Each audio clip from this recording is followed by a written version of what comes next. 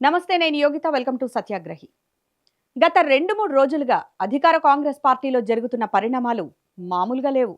Party అంతర్గత రాజకీయం మాత్రం ఒక్కసారిగా ఢిల్లీ నుంచి బెంగళూరు వరకు, బెంగళూరు నుంచి హైదరాబాద్ వరకు షేక్ అవుతోంది. దీనికి అంతటికీ కేంద్ర బిందువు ఎవరనుకుంటున్నారు?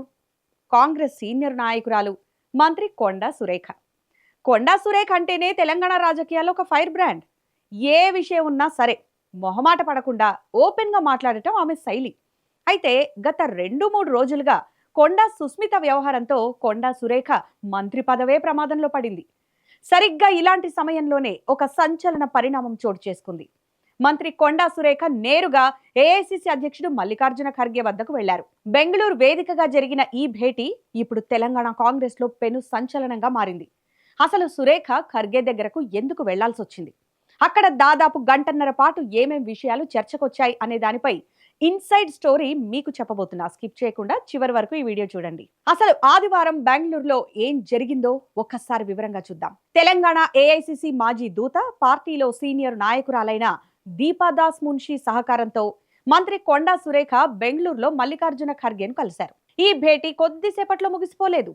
దాదాపు గంటన్నర పాటు సుదీర్ఘంగా సాగింది. ఒక రకంగా చెప్పాలంటే కొండా సురేఖ తన మనసులోని ఆవేదననంతా, పార్టీలో తనకు ఎదురవుతున్న ఇబ్బందులనంతా ఖర్గే ముందు పూసగుచ్చినట్టు విడమర్చి చెప్పారట. తనను, తన కుటుంబాన్ని టార్గెట్ చేస్తూ సొంత పార్టీలోనే కొందరు నాయకులు కుట్రలు పన్నుతున్నారని ఆమె తీవ్ర స్థాయిలో ఆవేదన వ్యక్తం చేసినట్లు విశ్వసనీయ సమాచారం. పార్టీ కోసం తాము ఎంతో కాలంగా కష్టపడుతున్నాం, కానీ కొందరు కీలక నేతలు ఉద్దేశపూర్వకంగానే తమను రాజకీయంగా దెబ్బతీయాలని చూస్తున్నారు అని డైరెక్ట్ గా ఫిర్యాదు చేశారట. ఇక్కడ గమనించాల్సిన విషయం ఏమిటంటే, సురేఖ కూతురు సుస్మితా పటేల్ ఇటీవల చేసిన కొన్ని వ్యాఖ్యలు కాంగ్రెస్ పార్టీలో పెద్ద దుమారమే రేపాయి. ఆ వ్యాఖ్యల ఆధారంగా ప్రస్తుతం పార్టీ క్రమశిక్షణ కమిటీ విచారణ జరుపుతోంది. అయితే ఒకవైపు క్రమశిక్షణ కమిటీలో విచారణ జరుగుతున్న సమయంలోనే కొందరు ఎమ్మెల్యేలు సిఎల్పి వేదికగా తనను, తన కుటుంబాన్ని తీవ్రంగా విమర్శించడంపై ఆమె ఖర్గే వద్ద తీవ్ర అభ్యంతరం వ్యక్తం చేసినట్టు తెలుస్తోంది. అసలు క్రమశిక్షణ కమిటీ తన పని తాను చేసుకుపోతున్నప్పుడు సిఎల్పి వేదికగా బహిరంగంగా విమర్శలు చేయాల్సిన అవసరం ఏమొచ్చింది?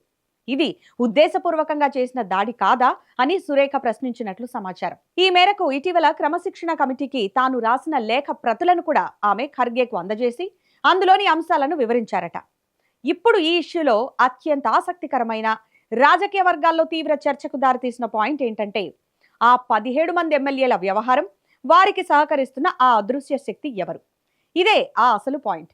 ఖర్గేతో కొండా సురేఖ జరిపిన గంటన్నర సుదీర్ఘ చర్చల్లో ఒక కీలకమైన విషయాన్ని బయటపెట్టారని వార్తలు వస్తున్నాయి. సిఎల్పిలో తనపై, తన కుటుంబంపై విమర్శలు చేసిన ఆ 17 మంది ఎమ్మెల్యేల వెనక ఒక అదృశ్య శక్తి ఉందనే విషయాన్ని ఆమె ఖర్గేకు ఆధారాలతో సహా వివరించారంట. అసలు ఆ 17 మంది ఎమ్మెల్యేలు సొంతంగా బయటకు రాలేదని, వారిని ఎవరో ఒత్తిడి చేయడం వల్లే తనకు వ్యతిరేకంగా ప్రెస్ మీట్ పెట్టారని చెప్పారంట సురేఖ. అయితే వారిపై ఒత్తిడి చేసిన కీలక నేత ఎవరు అన్నదానిపైనే చర్చోపచర్చలు జరుగుతున్నాయి. పార్టీలో ఒక వర్గం మంత్రి కొండా సురేఖ ఎదుగుదలను ఓర్చుకోలేకనే ఇలా వెనకాల ఉండి చక్రం తిప్పుతోందని ఆ పార్టీ నాయకులే అనుమానాలు వ్యక్తం చేస్తున్నారు. కొండా సురేఖ దంపతులకు ఉమ్మడి వరంగల్ జిల్లాలోనే కాకుండా తెలంగాణ రాజకీయాల్లో ఒక ప్రత్యేకమైన క్యాడర్ ఉంది. వారెప్పుడూ మాస్ లీడర్లుగానే గుర్తింపు పొందారు. అలాంటి నాయకులను రాజకీయంగా దెబ్బతీస్తే జిల్లాలో తమ ఆధిక్యతను నిలబెట్టుకోవచ్చని కొందరు నేతలు ప్లాన్ చేస్తున్నట్లు తెలుస్తోంది. ఇక ఈ విషయాలన్నీ ఖర్గే దృష్టికి వెళ్లడంతో ఏఐసిసి అధిష్టానం కూడా ఈ పరిణామాన్ని చాలా సీరియస్ గా తీసుకున్నట్లు సమాచారం.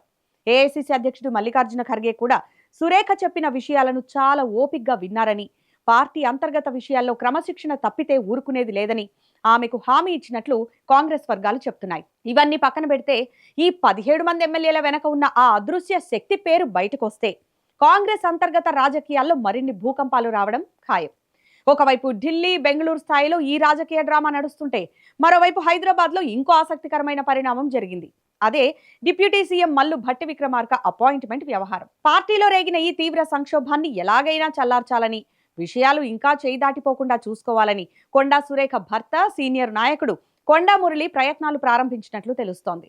అందులో భాగంగానే ఆయన డిప్యూటీ సీఎం మల్లు భట్టి విక్రమార్కతో మాట్లాడి ప్రస్తుత పరిస్థితులపై చర్చించాలని భావించారు. ఇందులో భాగంగానే భట్టి విక్రమార్కను కలిసేందుకు అపాయింట్మెంట్ కోరారట.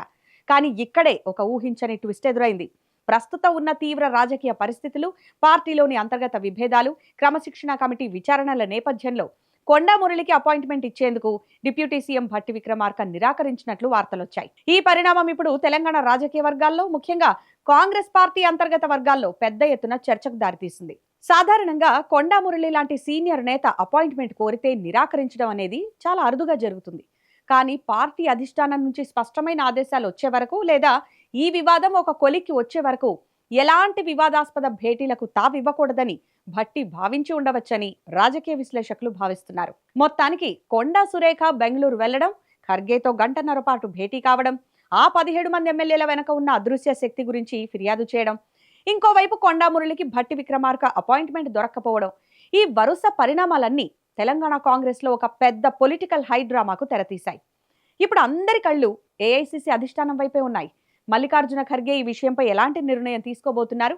కొండా సురేఖ ఇచ్చిన ఫిర్యాదు ఆధారంగా ఆ 17 మంది ఎమ్మెల్యేలకు లేదా వారి వెనక ఉన్న అదృశ్య శక్తికి అధిష్టానం ఏమైనా వార్నింగ్ ఇస్తుందా అన్న దానిపై సస్పెన్స్ కొనసాగుతోంది. ఇక్కడ ఇంకో ఇంట్రెస్టింగ్ న్యూస్ పొలిటికల్ సర్కిల్స్ లో చక్కర్లు కొడుతోంది. అదేంటంటే, కొండా సుస్మిత మాట్లాడిన మాటలకు సురేఖను ఎలా బాధ్యురాలిని చేస్తున్నారో, ఒక మంత్రిని టార్గెట్ చేసుకొని ఆ 17 మంది ఎమ్మెల్యేలు మాట్లాడిన మాటలకు ఆ అదృశ్య శక్తిని కూడా బాధ్యుణ్ణి చేయాలని ఒక వర్గం గట్టిగా పట్టుబడుతోందంట.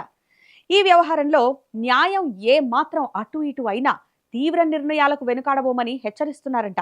అంటే ఏ క్షణమైనా కాంగ్రెస్లో పెద్ద బాంబు పేలడం ఖాయమని అనిపిస్తోంది.